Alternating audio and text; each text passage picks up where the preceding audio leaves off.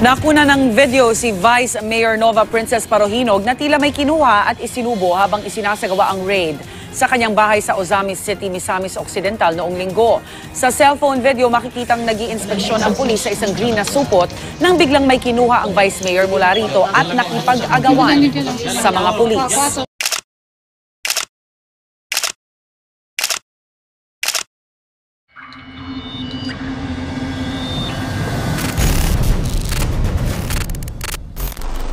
Maganda, mayaman at galing sa maimpluwensyang angkan. Dating kasintahan ng pinakamakapangyarihang drug lord inmate sa Bilibid na si Herbert Colanco.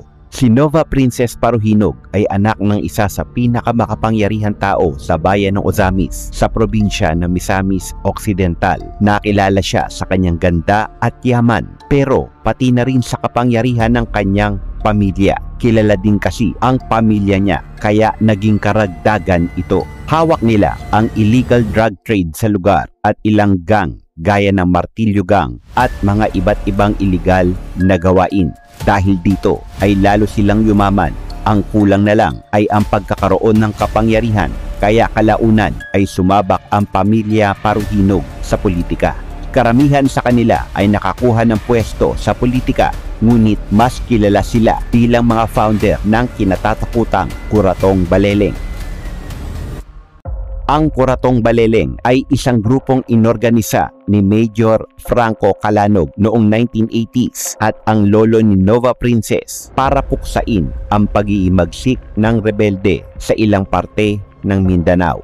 Itinalaga bilang pinuno si Octavio Parohinog alias Ongkong mula sa vigilante group na nagkokontrol ng mga rebeldeng komunista nang biglang naging sindikato ang mga ito na animoy mafia dito sa Pilipinas. Ngunit ang landas ng kanilang tinahak ay sa iligal.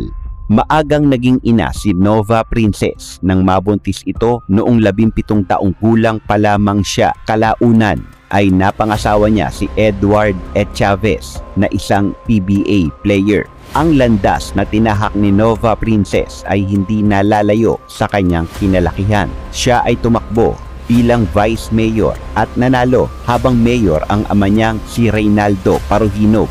Sa pagkakataong iyon ay unti-unti nang umukit at nakikilala ang pangalang Nova Princess sa Ozamis. Kahit noong panahon pa ng lolo ni Nova Princess ay alam na ng mga tao na iligal ang gawain ng kanilang pamilya.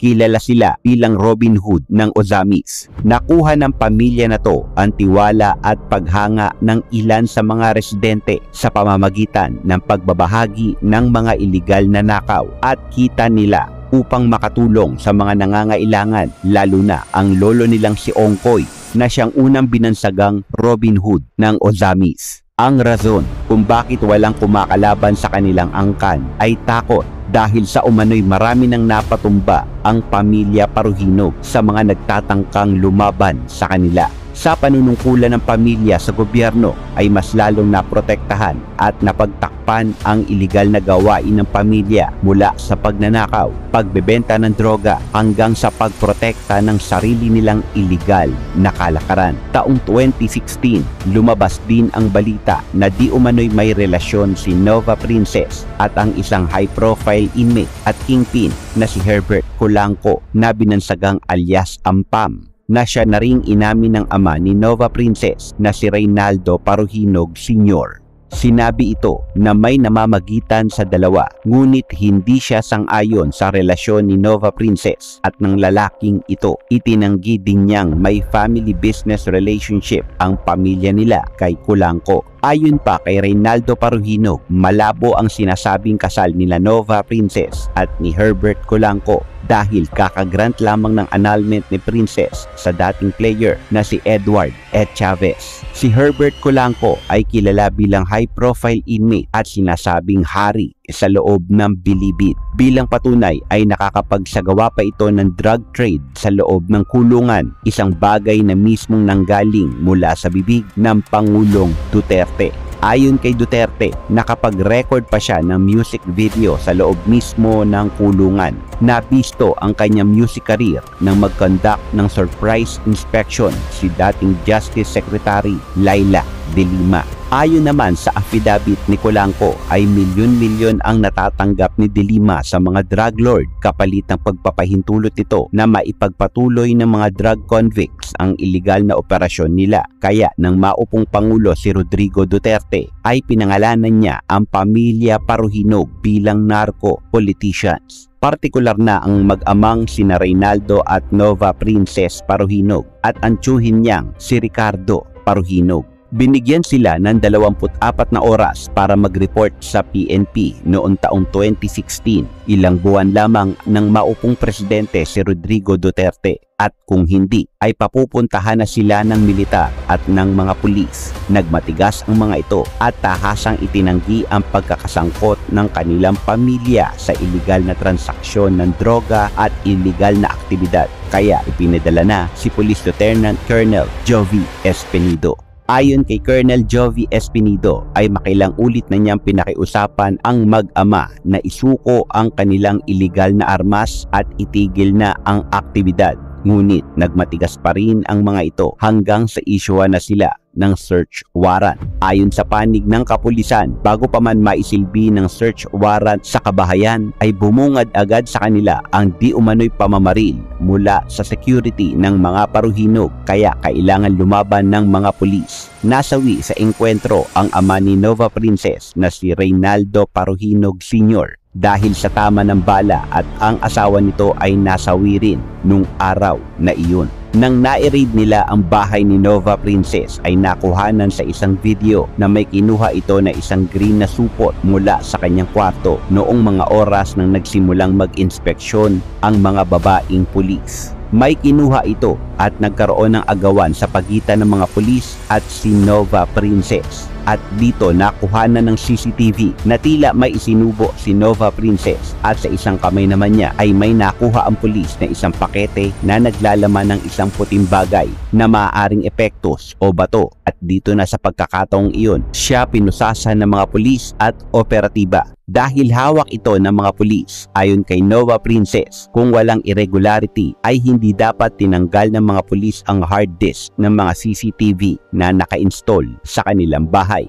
Nang tanungin naman ng reporter kung ano ang panawagan kay Presidente Duterte, ay sinabi ni Nova Princess na tingnan niyang maigi, kilala niya ang papa ko. Pahiyaw na wika ni Nova Princess. Nakumpirma din na may nakita sa bahay ni Nova Princess na 10 plastic sachets ng bato. 50 piraso na nakatupi sa aluminum foil ang naturang bato, 500 piso at 1,000 peso bills at 800 na piraso ng 500 peso bills. Isang black file na may 16 magazines at 13 na ammunition mula sa M16. Iginiit ng kampo ng mga Paruhinog na walang nagpaputok sa kanilang panig at itinanim lamang ng pulisya ang mga ebidensyang kanilang nakuha. Dito na nila inaresto ang magkapatid na si Nova Princess Paruhinog at Reynaldo Paruhinog Jr.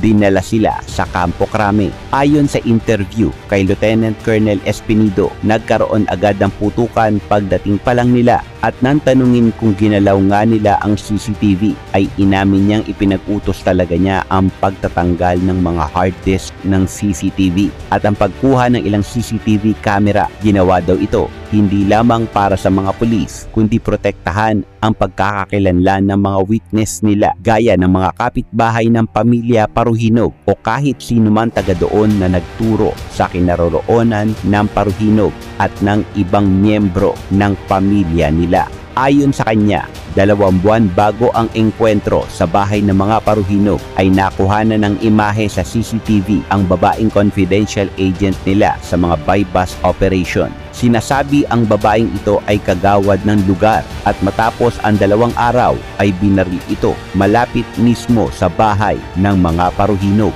Ayon kay Lieutenant Colonel Espinido ay makailang ulit sinubukang suhulan siya ng malaking halaga ng pera mula sa mga Paruhinog, ngunit tinanggihan niya ito. Dahil sa pagkakadakip kay Nova Princess ay naitransfer ito sa Campo nagpakrami hanggang noong 2020 ay nagkaroon ng 2 insidente ayon sa kanya ng sexual assault na ipinaratang niya sa mismong head ng PNP Custodial Center na si Lieutenant Colonel Jigger Nocena. Base sa detalyadong reklamo ng former Vice Mayor na si Nova ay inakusahan niya ang colonel ng sexual assault na nangyari noong June 9 at September 7 taong 2020. Unang insidente ay noong ayain daw ni Colonel Noceda si Paruhinog sa isang selfie shot hanggang sa halikan di umano niya si Nova. Ang pangalawang insidente ay noong sapilitang pinasandal ni Noceda si Princess sa dingding at doon daw ay hinawak-hawakan siya at hinipu-hipuan ng Colonel.